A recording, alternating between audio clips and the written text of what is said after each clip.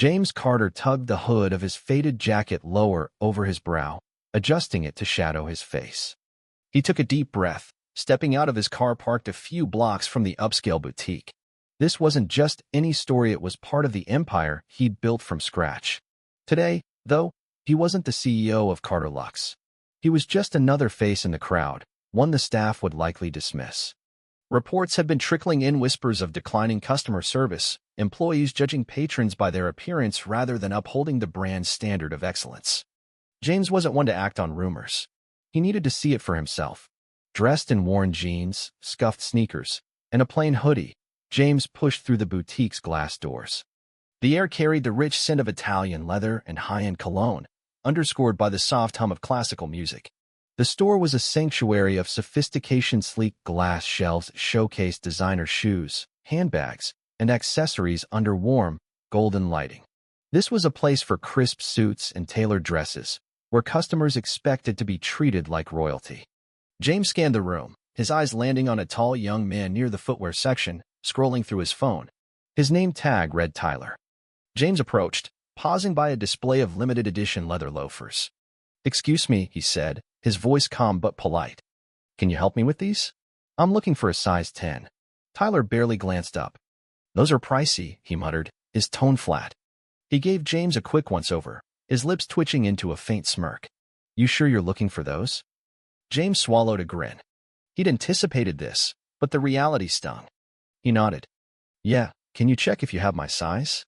Tyler sighed, setting his phone down with exaggerated reluctance, as if the request were a personal burden. He vanished into the stockroom, leaving James waiting. Through the slightly open door, James caught sight of Tyler chatting with another employee, both chuckling. "Guy in the hoodie wants the loafers," Tyler scoffed. "Bet he can't even afford the laces." James clenched his jaw but stayed composed. He built Carter Luxe on principles of integrity and respect, and this behavior was a direct betrayal of that foundation. After an unnecessarily long wait, Tyler returned empty-handed. "Yeah, no size 10, he said, his tone dismissive. "Sure you don't want something cheaper?" His smirk was subtle but unmistakable.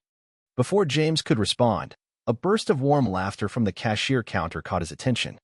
A young woman with dark hair pulled into a neat ponytail was assisting a well-dressed couple. Her name tag read Emma. She radiated professionalism, her smile genuine as she spoke. "Of course, Mr. Hamilton," she said smoothly. "I'll have this wrapped for you right away. Would you like it delivered to your home?" The contrast was jarring. While Tyler oozed indifference, Emma embodied the values Carter Luxe stood for: excellence and customer-first service. James turned back to Tyler. "All right, maybe I'll look at something else," he said, feigning defeat. As he walked away, he felt Tyler's gaze, no doubt already writing him off as insignificant. But James wasn't done. He wandered the store, his sneakers soft against the polished marble floor, his mind heavy with frustration. Every detail confirmed his suspicions. There were cracks in his company's culture, and they were spreading. Near the accessory section, he pretended to browse wallets while eavesdropping on nearby employees. Most seemed disengaged, lost in idle chatter or their phones. None offered him help. He didn't expect special treatment, but basic professionalism should be universal. Overhearing hushed voices, James caught snippets of conversation. "Did you see that guy with Tyler?" A tall employee with neatly gelled hair whispered, his tone mocking. "Looks like he stumbled in from a thrift shop." Tyler's familiar chuckle followed. "Yeah, asking for those loafers." "Like, seriously?" "I could tell just by looking at him's wasting our time. Probably here for the free AC or some Instagram pics." The casual cruelty hit harder than any outburst could. James gripped a leather belt tightly, his knuckles whitening. It wasn't the jab at his appearance he'd dressed down deliberately, but the realization that this attitude likely wasn't isolated. How many customers had been dismissed or ridiculed like this? He took a deep breath, steadying himself. He couldn't reveal his identity yet. Determined, James approached the cashier counter. Emma was finishing with the affluent couple, her professionalism flawless. When it was his turn, he placed a simple wallet on the counter. Emma looked up and smiled, her warmth genuine. "Good afternoon, sir. I hope you found everything you needed." James nodded, matching her friendliness. "Yeah, this'll do. Thanks for your help." Emma rang up the purchase, treating him with the same respect she'd shown the high-profile clients before him. No judgment, no disdain. Would you like this gift wrapped? She offered. No need, but I appreciate it, James replied, smiling. In that moment, his decision crystallized. The problem wasn't universal employees like Emma upheld the brand's values, but people like Tyler threatened to erode the entire culture if left unchecked. After paying, James headed to the manager's office. The door was slightly ajar, and he knocked firmly before entering. Daniel Hayes, the store manager, looked up from his desk. His sharp suit and polished demeanor screamed competence, but James knew appearances could deceive. Can I help you? Daniel asked, his tone polite but guarded, as if bracing for a complaint. James closed the door and pulled back his hood, revealing his face. Daniel's eyes widened, his posture stiffening. Mr. Carter, he stammered, clearly caught off guard. Two didn't expect. Yes, Daniel, we need to talk, James said, his voice low but authoritative. Daniel swallowed hard. Of course. What's the issue? The issue, James began, his tone steady but laced with disappointment, is your staff. I came here undercover today because of complaints about customer treatment. I hope they were exaggerated. They weren't. Daniel's face paled. I wasn't aware it was that serious, sir. That's the problem, James cut in sharply. You should have been aware.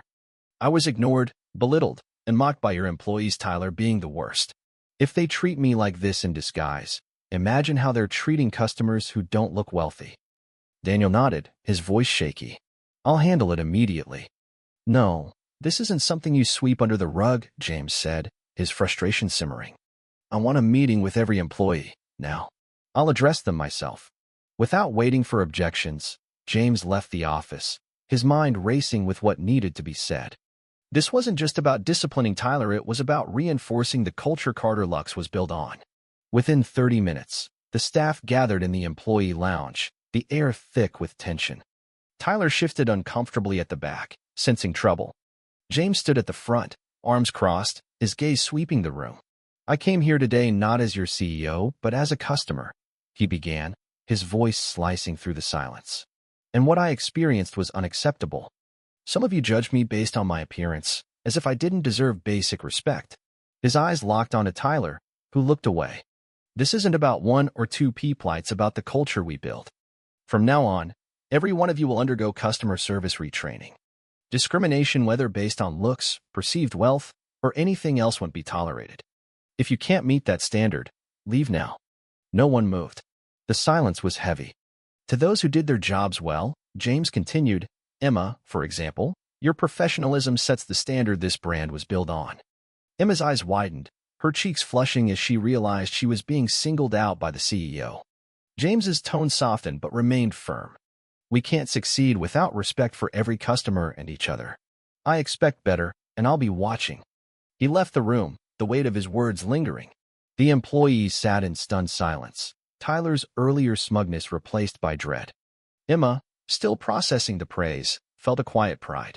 She'd only done her job, but the CEO's recognition meant more than any award.